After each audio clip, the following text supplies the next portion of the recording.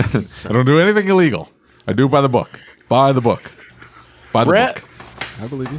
how you doing, buddy? I'm doing great. How about yourself? I'm doing fantastic. I hear that you're going to have a really cool kind of deal going on at Apex, and you've got Roy here. Roy, introduce yourself, brother. Hey, what's up, y'all? Thanks for having me on the show. So I'm Roy. I own a motorsports shop focusing on late model domestic cars. And obviously we use Shopmonkey. I have a background in NASA and Google, so kind of incorporating modern tech into these tools is where I shine, and kind of Shopmonkey aligns with, some of the tools and tricks I do to help the business flow. I also develop websites, so kind of commingling everything and making it all work and all cool things. I find interest in that. That's really cool. So you can't drop a background like that and not kind of go into a little more detail, bro. Can I just say this, Lucas? When I was can I deviate just slightly, and I Sure. promise to come back to Roy's background because Hang on. I'm worried that you've never listened to the show. Because if you listen to the show, that you know we never stay on a topic for any period of time. Yeah. Take the floor, sir. Well, I was going to say, SEMA does these educational sessions, and I had applied to be in one because we were doing some research and discovering some cool information out there. And that being said, the reason why I reached out to you, I appreciate you guys doing this and making some time for this, is within the Facebook chat that you put together leading up to Apex and SEMA. Yeah, I made mention, hey, we're going to be doing a speaker panel, and here's what the topic is, and it's really it's very technology driven. How are 4 different types of shops making use of technology when it comes to operating their business, doing the type of work that they're doing? So really, when we talk about technology, that can be a lot of different things, as well as customer engagement and customer experience. So got some thumbs up on there for that. So, hence I reached out and said, hey, is there any way we can talk about this? Because yeah, for sure. The fact that, SEMA and Apex, SEMA primarily is just so known for, well, I want to walk around, I want to look at the cars, I want to look at this, I want to look at that. And all that is well and good, but there's actually just a tremendous amount of really good educational stuff going on each and every day from Monday through Thursday. So I highly recommend checking that out for anybody to check it out. If you go to thesemashow.com, you're going to see a ton of information there. So I just want to kind of set the table for this conversation as to why, I had said, hey, is there any way we can talk about the educational stuff going on at SEMA? But now going back to Roy's background, Brett, that's not how you derail a conversation. This is how you derail a conversation. As soon as he said, hi, I'm Roy, as he said, as soon as hi, I'm Roy, I was reminded of, anybody watch Rick and Morty?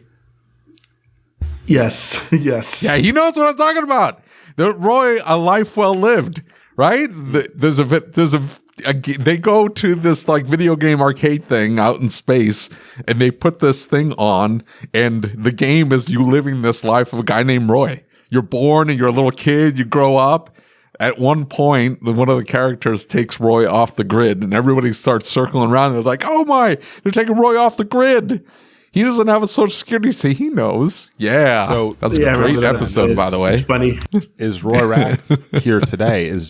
Roy, are you actually Roy from Rick and Morty? And are we living? He does not look like Roy from Rick and Morty in any way, shape, or form. I mean, I guess you don't look like Rick and Morty. You don't sell carpet like the one episode. No, you absolutely don't know. not. He's not told his story yet because you interjected, David. He might sell carpet. He went to the carpet store and then he ended up dying. He was pulling something from he was on top of a ladder. He was pulling something out, and a whole bunch of the carpet rolls fell on top of him and crushed him. That's how he died. Well, I'm glad you don't sell carpet, Roy. He beat cancer, though. He beat cancer in the episode. Yeah. So, Roy, tell us a little bit about yourself, man. You seem like you got a really crazy, interesting background. Tell us a little bit about yourself. So, what's going on? I'm Roy. I sell carpets, and I am on the Rick and Morty show.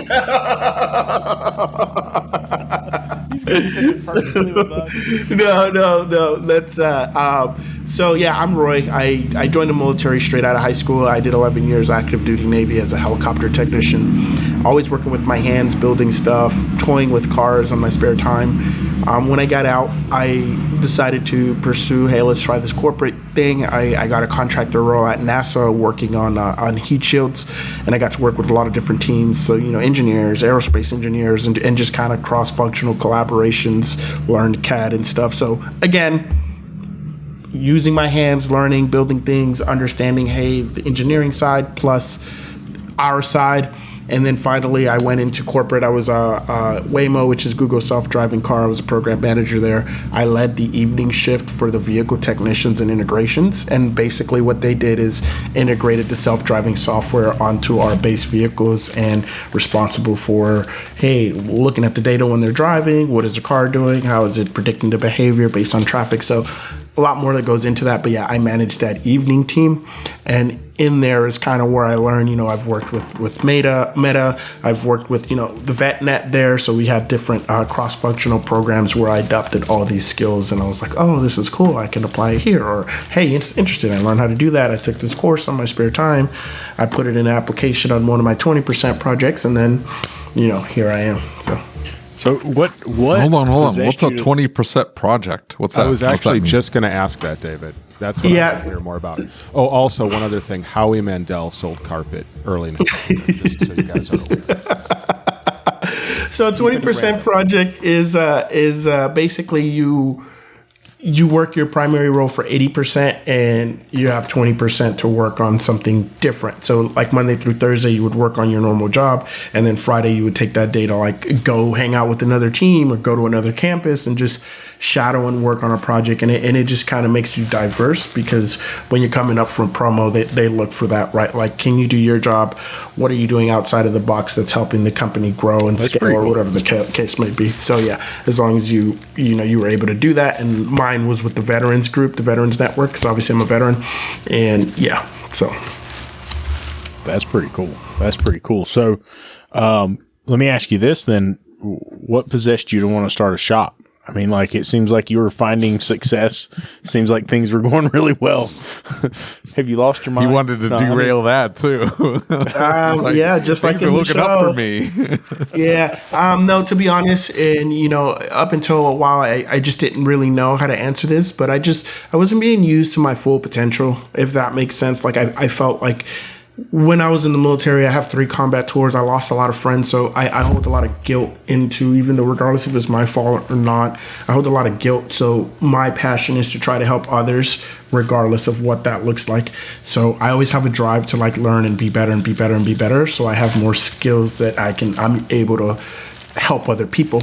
So in this case, I was working hard and I just felt like, you're too junior or, we're going to pass you up this time or whatever. And it was just, I was like, man, I have so much potential. I'm out here like actually doing stuff or numbers or like killing it. And it just didn't, I didn't like to be judged by someone who's not looking at your performance, but instead, just playing this like corporate game or whatever you want to call it, So yeah. I was building cars on the side, and when I realized, I was like, man, I'm making the same amount of money building cars that I am here.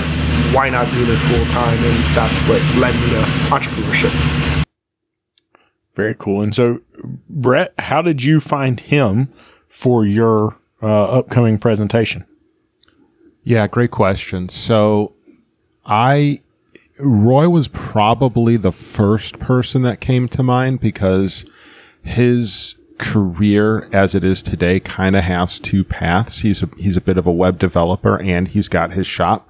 So knowing that about him, because we were actually looking for, this goes back a year ago, we were looking for customers that we just wanted to make sure we engaged at SEMA, who were like, okay, well, if they're there, we want to make sure we can connect with them, say hi, spend some time, get some feedback, things like that. So that's how I first became familiar with Roy. Then I just started kind of following what he had been doing for about the last year. And there's you do that with all sorts of people who are doing things interesting. And quite frankly, I do that that's exactly what I'm doing with the other panelists that we have. And so when the opportunity came to say, all right, cool, let's put something together where we essentially just gather 4 interesting individuals, Roy was on the list. And then if you don't mind, I'd like to just also mention Ken Farley, who builds overland vehicles and actually has an automotive repair shop connected to that business. Jamie Helm, who has a general auto repair shop not too far from me in Illinois here. And then we also have Philip Lindsley, who has Titan Motoring out of Tennessee.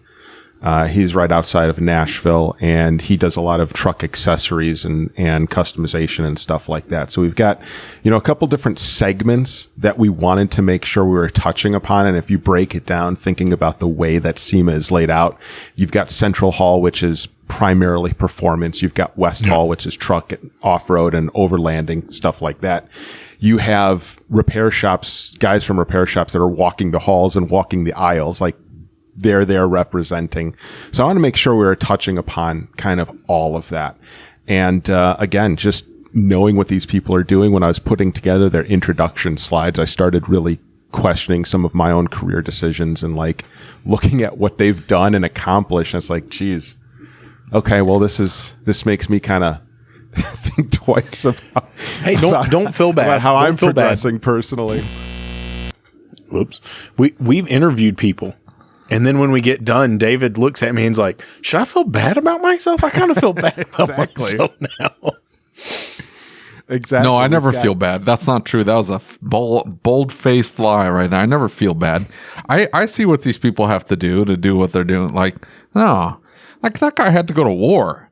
Like, I'm not going to war. I'm soft and squishy. Like, I can't do that. You can do. No, he's like hardcore and dedicated, and kudos to you, man. You can see what he had to do to get his work done. Well, not only that, but Roy also does like jujitsu too, I think, if I'm correct on that. So yes, he can kill you, David. It's plain. Listen, we don't have to really worry. We went there. I'm not saying he would. I'm just saying, like, if he had to. Look, David could probably accomplish that getting out of bed in the morning. Okay, nobody would have to even help. It's not going to take a lot to take me out. Trust me. But he sounds like a good friend, as somebody you want to have around. Yeah, exactly. That's really why I asked him to be on the panel, because it's like, hey, I need some. Vegas is sketchy, man. You don't want to be up there, and you want to have somebody Fremont Street after 11 o'clock at night. So the weirdos roll out. I should have known this is where we were going with this. Is the minute you saw the guy with the diaper roll out, you're like, well, this is interesting. You don't see this every day. So tell us what's the we kind of know the premise of the panel. Tell us what it is that we're going to be talking about in the panel, because it's a really interesting discussion that I don't think a lot of folks recognize. And you're a shop software guy, so you see this. We talk to a lot of shop owners, so we see it. A shop owner gets in their own head that there's one way to do this, and this is the only way that this is going to work, and I can't use this software for any other way. And by the way, this software doesn't have the green button on the left-hand top of the screen, so therefore I can't use this software. You need to put the green button in. Well, our software doesn't have a green button. Well, I want a green button on the top left of the screen, because otherwise it doesn't work. It's broken if you don't have that. And so to hear that we've got these folks who are looking at diverse different ways of operating is really intriguing to me. Where's this panel going? Roy, do you mind if Lucas, were you asking me, or were you either one, Roy, or anybody? Anybody. All right. Well, I'm going to share my thoughts then on that.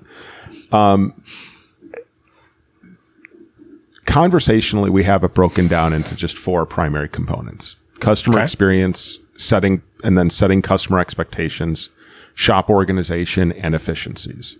And so when I think about those four things, customer experience, and Roy, you can speak to this more, but like that begins when someone starts trying to learn about you and determining whether or not they're going to take their vehicle to you. So what does your social media look like? What sort of work are you doing? How are you leveraging that, or how are you making use of that? That can apply to your website. That can apply to your online reputation, all those sorts of things. That can apply, quite frankly, to the way your building looks. What sort of technology are you using to make sure that your place makes somebody confident when they roll up? Just my point is, it can really be anything. And then when we talk about expectations, I want to hear what these guys and gals have to say about how they communicate and how they build transparency with their customers. And then on the shop organization side, I'm hoping we can dive in and learn about from these four different unique approaches of how do they manage their day to day, and how do they teach other individuals within their business to make use of technologies where, you know, we were talking about it earlier with taxes. Some people might disagree with me, but you could consider an accountant a form of technology, because basically you're outsourcing that work to somebody else, and they might be applying, you know, they might be making use of different technologies to properly complete those taxes, file them, all that sort of stuff. And so when we think about things like that, I have just found that I don't want to ever hear from one individual person on a number of different variables. I want to hear from multiple people with diverse backgrounds and diverse experiences in their lives talk about that sort of stuff, because I've spent my entire life in the automotive industry, primarily, candidly, on the aftermarket side and manufacturing, distribution, and now software. And I always found the most enlightening, interesting things when I heard from people outside the industry, or if I heard from a diverse group within the industry. And so that's what I'm hoping we can bring to the audience, so people walk away and go, oh, I didn't think about that. That's pretty interesting. If they can walk away with one of those, I consider it a success. Because if you have a room of 50 people or 100 people and they're each walking away with one new thing that they can apply, that's freaking awesome. And that's what I'm hoping we can do. You know, over and over and over again, we see shop owners, or really, it seems to be most common with technicians who come into the trade or come into shop ownership, and they say, I'm going to reinvent the mold. I'm going to reinvent the wheel. I'm going to do something different. And there's so much knowledge and so much ability that's brought in with that, but there's also a way that business works. Right? Does that make sense? In other words, like, a business has to be profitable, and we have to put those things together. And so I think that especially the experience of coming to a show like this and talking to somebody or hear how somebody else does it and it's working gives you a pathway, or it gives you an idea of, I can take this back and maybe I can't implement this to 100% in my shop, but what if I get it to 80%? Roy, what were the motivations for you when you came into this and you started a shop? What were the motivations for you? Did you have some key points where you said, hey, I need to reinvent the wheel, or I want to create a new mold, but also there's some things that what were those key aspects, the things that you had to keep what everybody else was doing, and then you had some that you wanted to reinvent there? What were those things? Man, that is an awesome question, and I'm glad that you asked that. I had a bunch. I had like a laundry list. And I really had to sit down and figure myself and say, okay, with the resources I've had, I've never been a shop owner full time. What makes the most sense that I can get going in the least time as possible, but produce the most effective results. Right. So as Brett said, I didn't really touch on it. I do design websites, and my goal is catered to business owners. And the goal with my website is, one, the customer experience from start to finish, and two, how much time can I save that business owner throughout the week, right? So for example, like my basic site probably saves you 4 to 6 hours a week. The advanced side will save you 10 to 12 hours a week.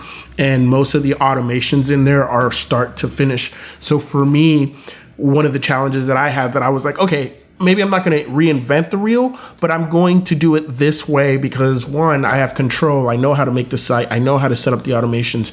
I know how to book the forms. And basically, if I can get that customer to come on my website and give them everything they need to know in that front page, like, hey, about me, right? This is what we do. This is what we're a part of. Here are free resources. Here's our Google page. Because like Brett was saying earlier, your customers are going to be like, they're going to know about you. So they're going to follow your business, look at your reviews, what you're posting on Instagram. They're going to venture to your personal page, see what you're doing in your life and how that resonates with them. So I took all of that and I was like, I don't really see a solution for this. And if it is, I think it's overpriced for what we just need to get started. And how can I kind of tailor that down? So that's kind of what I did. And it's like, when a customer lands on my site, they have everything there. If they need to contact me, there's a form. They literally click the button that says contact us. That goes, oh, hey, what are you looking to do? Oh, I need to work on my car. Cool. That fills out a form that happens to go into Shopmonkey, automatically tells them year, make, and model. So I've already took off, 3, they say your customers have 7 to 10 touch points before they even look for getting a sale. So if I've already removed 3 or 4 of those just from having everything on the site, here are my social media, here's my personal Instagram, here are groups that we're in, here's some testimonials, here are our reviews. They're like, oh, these guys look legit, everything checks out across all platforms. Oh, here's how to contact them. Oh, I need service on my car. So all that service writer has to do is re-engage with that. And I always, tell them, hey, lead with value. Talk to them, get to know them. What are their goals? Don't just take that form and say, oh yeah, we have a package, here you go. Yeah, they're curated, but they're curated to save you time. Understand what their goals are, what they're trying to accomplish. Explain to them the process, like, hey, we would recommend A, B, or C. A has this, these are the pros and cons. This is the price point. B has a higher price point. These are the pros and cons. This is the reason why the price point is different. C has this. And then they'll be like, oh, let's go with option B. They end up in the middle or something, which is where you want them to end up. And then that's how we go. So I guess my biggest thing, to go back to your question and kind of close the loop here, is, I wanted to make sure, when I was shopping for cars or getting mods done, I want to make sure that no customer had the experience that I had, where it was like, wait 3 weeks to get the phone, or you never get a phone call back, or you go in for a quote, they forget about you. And I get it, we're busy, but at the same time, there's tools that can help you, even if it takes you a day or two to get back. There's tools and resources available that you can still maintain your integrity, your transparency, and not lose that, while still be able to do whatever you were doing that would take up your time. Absolutely. And you bring up a good point, because one of the things that I've always tried to do with my business is I want to make sure that we're responding as quickly as possible. And the reality is when you have 50, 60 clients coming at you at once, and you've got all these people who want information, at some point, especially if you're a 2 or 3 man operation, you've got to start saying, okay, I've got to prioritize this. Somebody's going to get left out. I can't answer everybody. I can't be there for everybody. Tell us a little bit about your shop, Roy. I'm really curious. How many bays have you got? How many people you got working for you? Yeah, so I'm actually a very small shop. This is our second year in business full time. It's me and one tech. I have two posts, a 4 post, and a dyno. So let's say 3 bays and 1 dyno, and then just an open area for put cars in there or quick looks or whatever. And honestly, my lead does everything. He's a strong OEM small shop guy, but I've over the years I've showed him everything I knew on performance. So now he's showing me everything. But yeah, and it's we'll get 200-300 messages, emails a day, and I use, I have tools in place where that gets filtered. And I was like, hey, this customer, this is their name, this is their vehicle, this is what they're looking to get done. So, 2 to 3 hours of my day is spent literally just going line item, responding to them. And I can't get to all of them. I might get to 50 in 2 to 3 hours, but they're still there. And I can come back and say, hey, look, sorry I was busy. We were installing a transmission, but I did get your message. Give me a couple of days to get back to you, and some of that stuff is automated depending on what they're looking for. So yeah, that's kind of what I do, because I'm small, and then I record everything. That way, when someone else comes in, it's in an onboarding playbook. They could be like, here, this is step 1, this is step 2. Here's an example. This is how you should treat it, blah, blah, blah. And then I would just so basically the ramp time is less. So that's just kind of one. I know at the seminar, I'll have a bunch more questions, and I'll have my stuff there where I can show people live. But yeah, how can you automate? How can you delegate? How can you prioritize and just keep everything neat and organized so you can really focus on the bread and butter? Like, do I want to go lift the F250 diesel when I know that I don't have the? Probably not. No. Hey, let me send you to this shop. It's a good friend of mine. They take care of you. Cool. He's taken care of. I can focus on the next car that I can. Okay, these cars I service. Yeah. Let's get to them first. Then let's get to these guys. So it's super. Once you get the hang of it, it's pretty. It works. I agree, and in a lot of ways, that's kind of where I started and how my shop came up from the ground up. Brett, when you hear that, man, you deal with shop owner clients all the time. Are we seeing a shift? Because for the longest time, it felt like we had a lot of folks who would not engage and would not, dig into the technology and use it to its fullest. I remember years ago, I was using All Data Manage, and I was talking to one of their reps, and he was asking how things were going with the product. And he said, it's really interesting. You're using a lot of stuff in this product that most people don't even know is there. Like, they don't even explore and look for other stuff or see how it works or see what it does. He said most shops only use maybe 10% of this product's capability. And I thought, that's really interesting, because now here we are all these years later, and I'm watching that, and I'm seeing how they're not using the products that they have right in front of them that would make life easier, and they're already paying for them.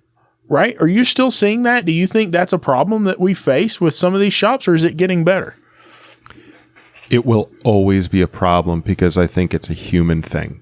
It's very human to settle into that ass groove of comfort and just kind of keep going forward with what you know. Yeah.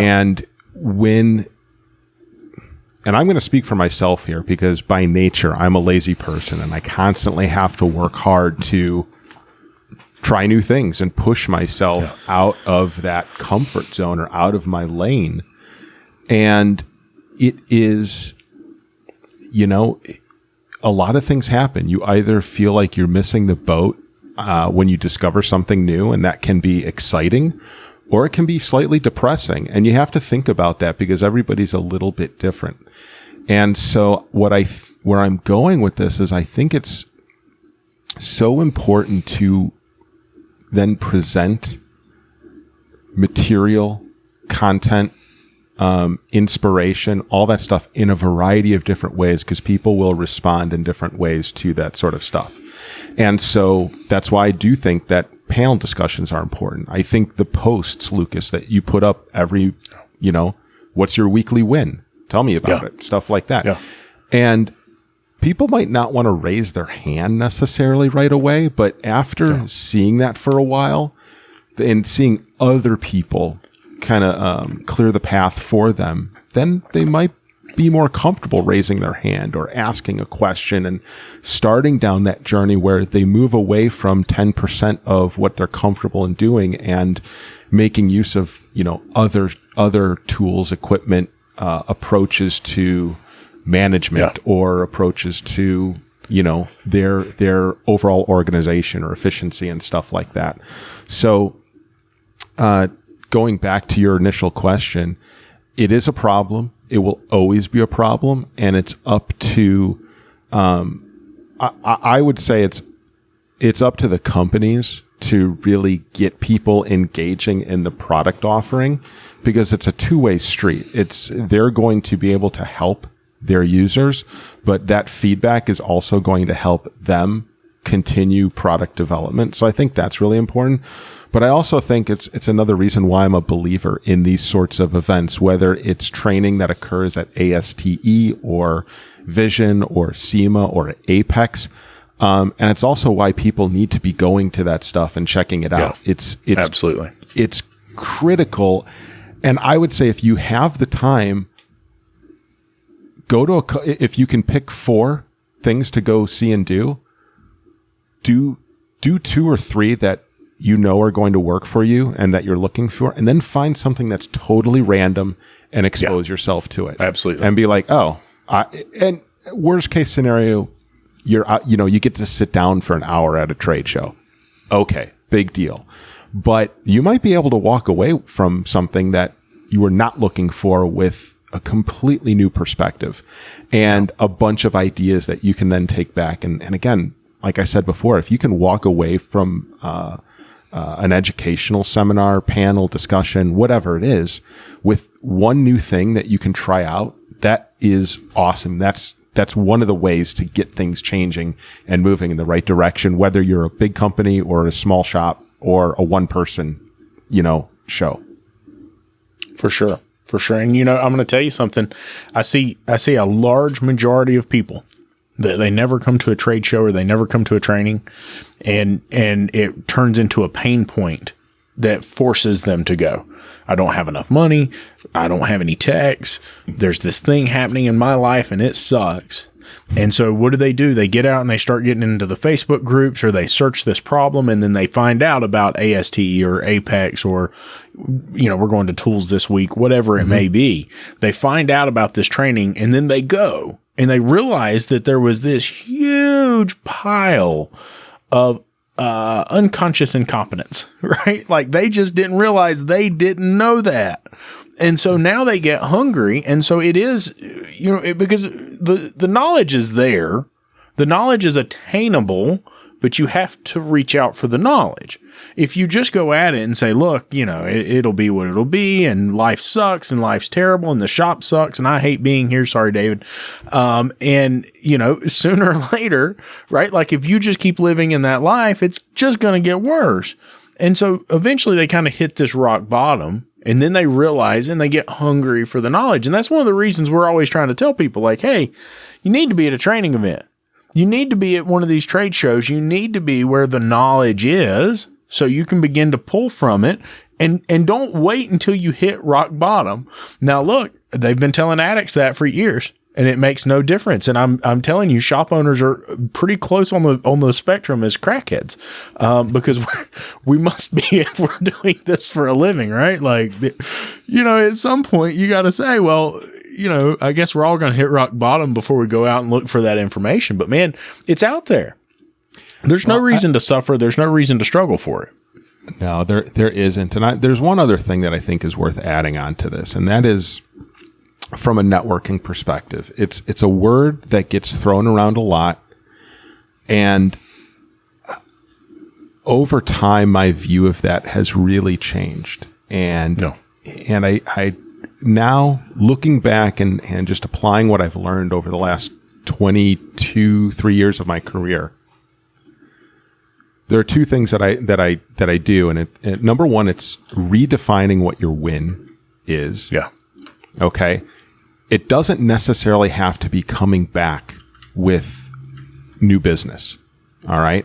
Yeah. If it does, if networking leads to that, fantastic. But I think it's a mistake to have that be your one and only win when it comes to networking. Yeah. Define that win as just achieving one new genuine connection. Do that first. And if you go to one of these training things, then go introduce yourself to a panel speaker. Absolutely. Go, that's something that I would do. And again, it can be a panel speaker, it can be an individual speaker, whatever. Or introduce yourself to the person next to you. Ask them why they're there, and you might learn something. So do that sort of networking, and then do that every opportunity you get, and just keep pushing yourself a little bit more. Even if you're introverted, it's worth it.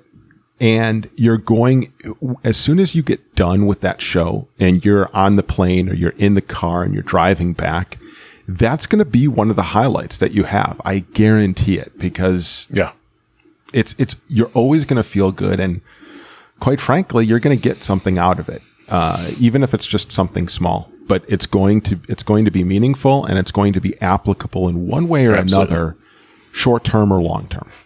Yeah, for sure. And look, I'm going to tell you, dude. Just this last, I guess it was 2 weeks ago, one of the attendees, great listener of ours, and I had to push really hard to get them to come to ASTE. I mean, like, had to push hard. And he says, look, I am completely uncomfortable doing this.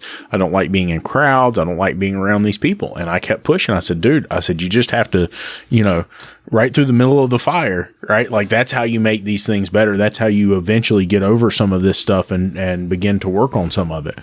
And man, he came up before he left and he shook my hand. He said, I am so glad you made me do this. That's right. Awesome. And it's sometimes it's getting outside that comfort zone. And you're exactly right. If you go out and you talk to somebody and you reach out and you network with those people, just the random people, right? You never know who you're talking to. When we're talking about Apex and SEMA, you don't know who it is that you're talking to or shaking hands with. And you can meet some really amazing, really powerful, really smart, really capable people that if you'll just reach your hand out, they are just as kind as anything. Reach your hand out and talk to them, shake hands with them and say, hey, tell me a little bit about yourself. Right. And you will change your life and you might change their life. Right. Yeah. But if you hold that networking to a group of people that only buddy, that group never expands. Right. Like it never gets any better. So you definitely have to do that. Roy, what are you most excited about? You going to go to Apex and SEMA, just SEMA? I'm going to go to both. I'll probably spend most of my time at SEMA, but I do like to look at Apex and see, hey, what's the latest software? What's coming up? What's supporting the industry basically. So yeah, I'll be at both. Very cool. Very cool.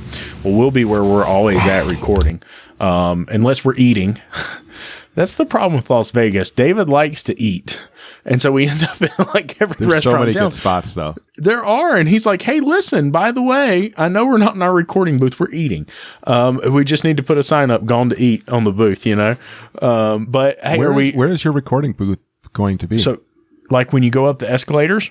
Yeah. You know where the stage is at right there for Apex on the second floor? If you look right to the right of the escalators, like in other words, our booth is facing the escalators. We're up against the windows and we look straight at the escalators, unless they've moved it, but I don't think they have. So that's very cool. Yep, absolutely. Guys, I can't wait to see y'all there, and I can't wait to experience this panel and see it firsthand. Well, when is the panel? Yeah, we need to know that. Absolutely. Yeah. So the panel is Monday, October 30th from 1 to 2 p.m. in room N, as in November 257. So if you are familiar with SEMA's layout, so this is going to be at the Las Vegas Convention Center in the main area outside of Central Hall, where North Hall and Central Hall kind of come together. There's a big food court there and stuff like that. Mm-hmm. There are some escalators that go up, and then there is a skywalk over to West Hall. It is as you approach that skywalk up on that second level. So you can't miss it once you get up there, and there will be signage everywhere. But yeah, it's Monday, October 30th from 1 to 2 p.m. Lucas, I hope you don't mind. Roy's going to be there with obviously tons of knowledge to share. For sure. Jamie Helm, who is a master mechanic, she and her sister run a shop, and they're just killing it.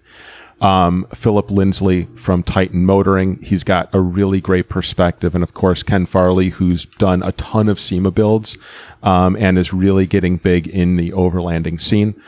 So just 4 people who have tons of knowledge to share. And I think everyone's going to be able to at least walk away with one thing that they can apply. Awesome. Can't wait to see you guys there. Awesome. Thank you so much. All right. Thank you guys.